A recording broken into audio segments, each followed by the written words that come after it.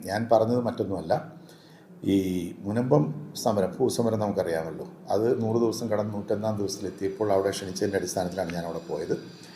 അവിടെ ചെന്നപ്പോൾ ഈ മുനമ്പം വിഷയത്തിൻ്റെ പശ്ചാത്തലത്തിൽ സംസാരിച്ചപ്പോഴാണ് ഞാൻ പറഞ്ഞത്, ഇങ്ങനെയുള്ള തെറ്റിദ്ധാരണകളും പ്രശ്നങ്ങളും ഭാവിയിൽ ഉണ്ടാകാതിരിക്കാൻ എന്താണെങ്കിലും പാർലമെൻറ്റിൽ ഒരു നിയമം വരികയാണ്. ആ നിയമത്തിൻ്റെ ചർച്ചാവേളയിൽ 2 കാര്യങ്ങൾ ചൂണ്ടിക്കാണിക്കും, 2 കാര്യങ്ങൾ വ്യക്തമാക്കുക. അതായത് ഒന്ന്, ഏകപക്ഷീയമായിട്ടെന്നോ അതല്ലെങ്കിൽ ഒരു സുതാര്യമല്ലാതെ ഒരു തീരുമാനം വഖഫ് ബോർഡ് എടുത്തു എന്ന് തോന്നുന്ന ഒരു സാഹചര്യം ഉണ്ടാകാൻ പാടില്ല, അതൊഴിവാക്കണം, അതിനുള്ള വ്യവസ്ഥ ഉണ്ടാകണം.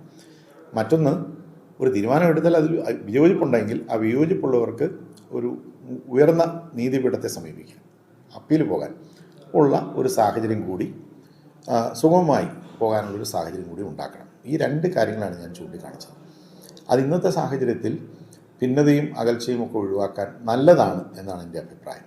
കാരണം അങ്ങനെ ഒരു പ്രശ്നം വന്ന്, അങ്ങനെ ഒരു നിയമപരമായ വ്യവസ്ഥ വന്നു കഴിഞ്ഞാൽ ഇന്ന് കാണുന്ന ഈ ആശങ്കകളും അതുപോലെ തന്നെയുള്ള വ്യത്യസ്ത നിലപാടുകളും അഭിപ്രായ പ്രകടനങ്ങളും ഒക്കെ ഒഴിവാകും. നമ്മുടെ രാജ്യത്ത് അങ്ങനെയല്ലേ നമ്മളെല്ലാ പ്രശ്നങ്ങളും പരിഹരിക്കുന്നത്. പല പഴയ കാലത്തെ നിയമങ്ങളിലൊക്കെ പല പ്രശ്നങ്ങളും ഉണ്ടാകും. ആ നിയമം സംബന്ധിച്ച് കൂടുതൽ വ്യക്തത വരുത്തുന്നു. ഇനി അതിലും തൃപ്തരാകാതെ വന്നാൽ നമുക്ക് നീതിന്യായ കോടതികളെ സമീപിക്കാനുള്ള കൃത്യമായിട്ടുള്ള വ്യവസ്ഥ നമ്മുടെ രാജ്യത്തുണ്ട്. അപ്പോൾ ആ ഒരു സ്വാഭാവിക നീതി എന്ന് പറയുന്നത് എല്ലാ പൗരനും ലഭിക്കുന്നു എന്നുള്ളൊരു ബോധ്യം നമ്മുടെ ഇതുപോലൊരു ജനാധിപത്യ രാജ്യത്ത് ആവശ്യമാണ്.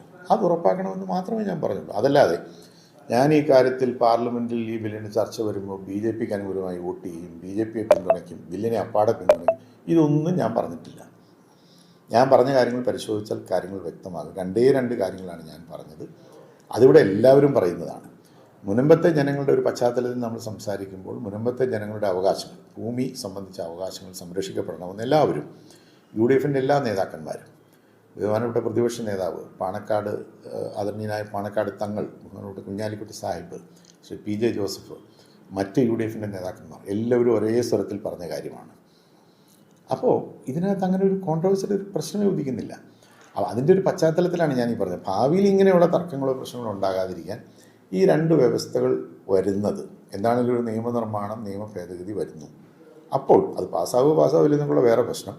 നമ്മൾ ചർച്ചയിൽ പങ്കെടുക്കാൻ അവസരം കിട്ടിയാൽ ഈ കാര്യങ്ങൾ കൂടി ചൂണ്ടിക്കാണിക്കും എന്ന് മാത്രമേ ഞാൻ പറഞ്ഞിട്ടുള്ളൂ. അതല്ലാതെ അതിന് വേറെ രീതിയിലുള്ള വിശദീകരണങ്ങളോ ഇൻ്റർപ്രിട്ടേഷനോ കൊടുക്കുന്നത് തികച്ചും നിർഭാഗ്യകരമാണ്. അതിപ്പോൾ അവരവരുടെ ഓരോ താല്പര്യങ്ങൾ വെച്ച് പറയുന്നേ. എന്നെ സംബന്ധിച്ചിടത്തോളം സ്റ്റാൻഡ് വളരെ ക്ലിയറാണ്. ദേശീയ തലത്തിൽ ഇന്ത്യ മുന്നണി, കേരളത്തിൽ UDF, എൻ്റെ പാർട്ടി എടുക്കുന്ന നിലപാടിന് അപ്പുറം ഒരു നിലപാട് ഞാനൊരു കാരണവശാലും സ്വീകരിക്കില്ല. ആ നിലപാട് എന്ന് പറയുന്നത് മുനമ്പത്തെ ഈ ജനങ്ങളുടെ ആവശ്യവുമായി ബന്ധപ്പെട്ടുകൊണ്ട് വളരെ അനുകൂലമായിട്ടുള്ള നിലപാടാണ് സ്വീകരിച്ചിട്ടുള്ളത്. അതിനനുസരിച്ച് ഉള്ളൊരു അഭിപ്രായ പ്രകടനം ഞാൻ നടത്തിയെന്ന് മാത്രമേ ഉള്ളൂ.